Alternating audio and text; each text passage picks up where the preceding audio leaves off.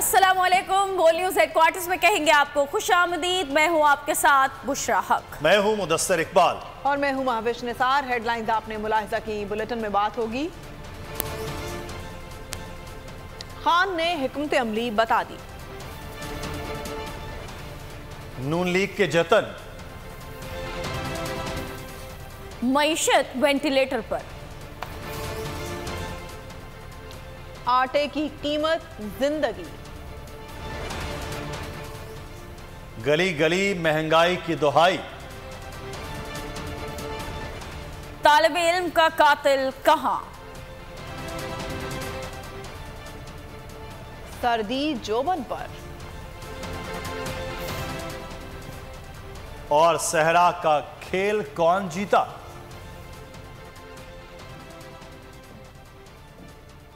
और बुलेटिन के आगाज में सबसे पहले आपको बताएं, पंजाब असेंबली में नंबर अदालत ने कहा तो 11 जनवरी के बाद एतमाद का वोट हासिल करके असेंबली गिरा देंगे। इमरान खान का बड़ा ऐलान, पंजाब की सियासी सूरत हाल पर इत्मीनान का इजहार।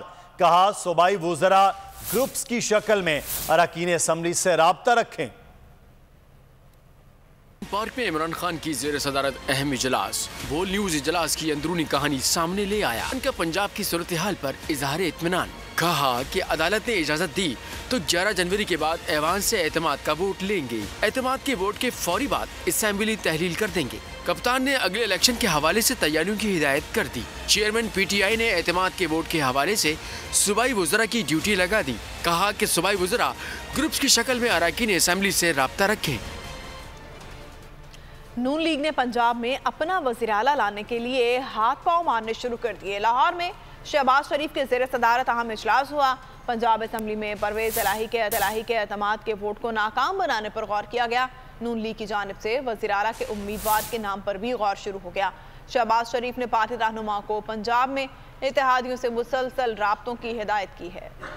पंजाब असेंबली में वजीर आला परवेज इलाही के एतमाद के वोट का मामला। शहबाज शरीफ ने अनोखी उम्मीदें लगा दी। लाहौर में हुए इजलास में पंजाब में नून लीग का वजीर आला लाने पर गौर। नाम फाइनल करने के लिए पीपल्स पार्टी के साथ कमेटी बनाने की हिदायत कर दी। इजलास में पंजाब असेंबली के 9 जनवरी के इजलास के हवाले से मंसूबा बंदी की गई। नून लीगी रहनुमाओं को पंजाब के लीगी और इत्तेहादी अरकान असेंबली के साथ राब्तों की हिदायत की गई। मुमकिना अदम एतमाद कामयाब होने पर नून लीग की तरफ से वजीर आला का उम्मीदवार कौन होगा, मुश्तरका कमेटी को टास्क सौंप दिया गया। इजलास में ख्वाजा साद रफीक, आजम नजीर तारड़, अता तारड़, राना सनाउल्लाह और दीगर शरीक हुए। शहबाज शरीफ ने वीडियो लिंक पर इजलास की सदारत की। वजीर आजम का कहना था कि पंजाब में 11 जनवरी तक इत्तेहादियों से मुसलसल मुशावरत जारी रखी जाए। वफाकी वजीर कानून आजम नजीर तारड़ ने कहा है कि अगर ये अक्सरियत में है तो फिर अदालत क्यों भाग गए। नून लीग रहनुमा के PTI पर तनकीद। कहा ये दावा करते हैं कि हम अक्सरियत में हैं तो फिर भाग क्यों गए, वोट के डर से भागकर अदालत चले गए। ये खुद तो कहते हैं कि हम तो सबसे ज्यादा अक्सरियत में हैं और हम आगे इलेक्शंस में जाना चाहते हैं। एतमाद का वोट लें और उसके बाद असम्बलियां तोड़नी है, असम्बलियां तोड़ें, असम्बलियां चलानी है, असम्बलियां चलाएं।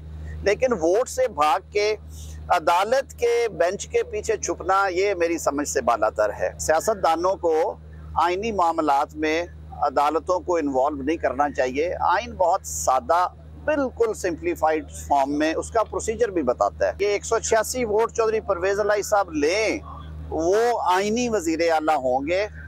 आज वो अदालती या स्टे के वजीर आला है। और कर्जों में जकड़ा पाकिस्तान बड़े शिकंजे में फंस गया।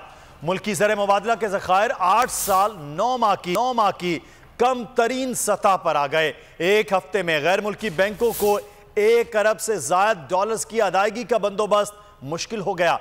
रकम ज़खायर से निकाली तो खजाना खाली हो जाएगा, अदायगी नहीं की तो बड़ा फाइन लग जाएगा। शहबाज सरकार मुआशी गाड़ी को आगे कुआं पीछे खाई की नहज पर आई।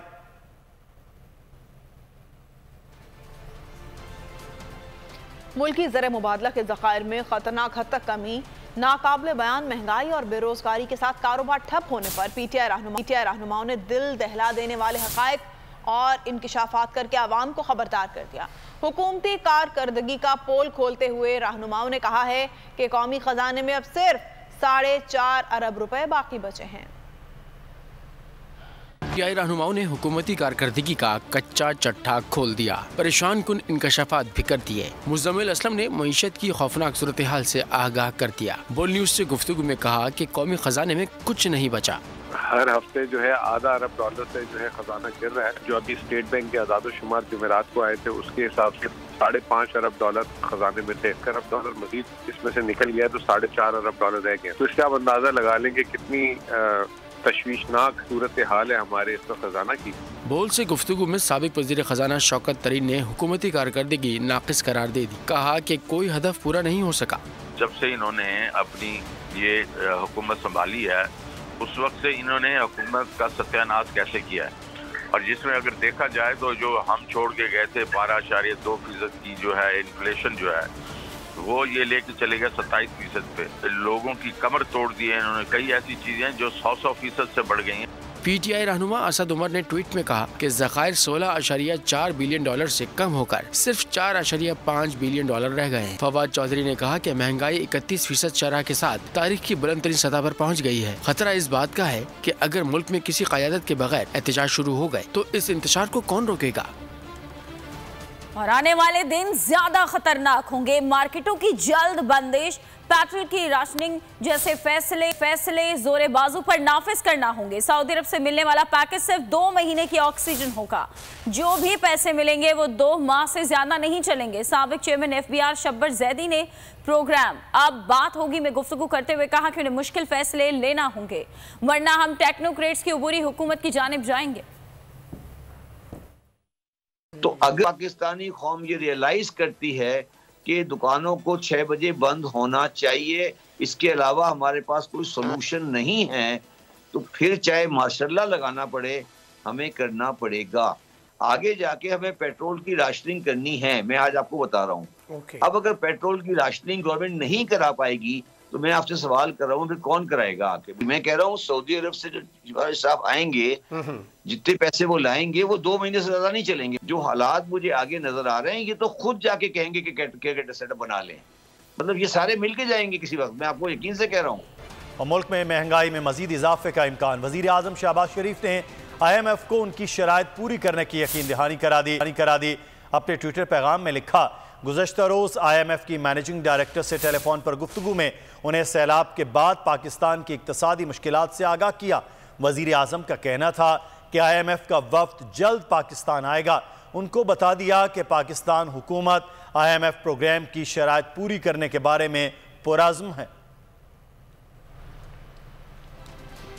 एक शख्स मुल्क को डिफॉल्ट कराना चाहता है, वो अपनी जात के अलावा किसी का नहीं सोचता। वज़ीर दाखिला राना सनाउल्लाह फट पड़े, इल्ज़ाम लगाया इमरान खान इस कोशिश में है कि मुल्क डिफॉल्ट कर जाए। ताहम असल हकीकत भी बयान कर गए। कहा मुआशी बहरान में सबसे ज्यादा अमल दखल IMF का है। मुल्क बहरान का शिकार हो चुका है। कोशिश में लगी हुई है कि मुल्क डिफॉल्ट ना करे, मुल्क जो है वो मुआशी तौर पे जो है वो नीचे ना चला जाए। और दूसरी तरफ एक दूसरी टीम है वो बाकायदा पिछले 2 महीने से ये प्रोपेगेंडा कर रहे हैं। जब वो टीवी पे आके बैठता है वो यही प्रोपेगेंडा करता है कि ये मुल्क डिफॉल्ट कर रहा है, फलां चीज जो है वो ऐसे हो गई है, फलां मामला जो ऐसे हो गया, मुल्क डिफॉल्ट कर रहा है। मुल्क जो है वो काफी मुश्किलात का शिकार है और उन मुश्किलात की वजह से मुल्क जो है वो एक मुआशी बहरान का जो है वो शिकार हो चुका है। और उस मुआशी बहरान में जो है वो सबसे ज्यादा अमल दखल जो है वो IMF का है। इसहाक डार साहब ने भी बड़े ही जो है वो यानी मुश्किल हालात के बावजूद जो है वो स्टैंड लिया हुआ है कि हम जहां तक हो सके ऐसे फैसले करेंगे लोगों के ऊपर कम से कम जो है वो बोझ पड़े। अगर आपको ये वीडियो पसंद आई है तो हमारे चैनल को सब्सक्राइब करें और बेल आइकन को प्रेस करें। 2022 बहुत सारे तोहफे भी देके गया पाकिस्तान की आवाम को। पाकिस्तान की आवाम को एक तोहफा ये दिया कि आवाम को पता चल गया कि पाकिस्तान का मीडिया क्या है। हक और सच का सफर साल 2022 में बोल रहा नंबर 1। हमने बहुत सारे शोज और ट्रांसमिशंस की, पूरा साल मुसलसल जदोजहद में निकल गया कि ये वोट ऑफ कॉन्फिडेंस के पीछे कौन लोग थे। तोड़े रेटिंग के सभी रिकॉर्ड। सोशल मीडिया पर भी सबसे ज्यादा तेजी से 2.4 बिलियन व्यूज का संगे मील अबूर किया। एंकर्स को भी आवाम में सबसे ज्यादा मकबूलियत मिली और सोशल मीडिया पर भी बोल रहा सब पर सब्सक्राइब करें और बेल दबाएं ताकि कोई खबर रह न जाए।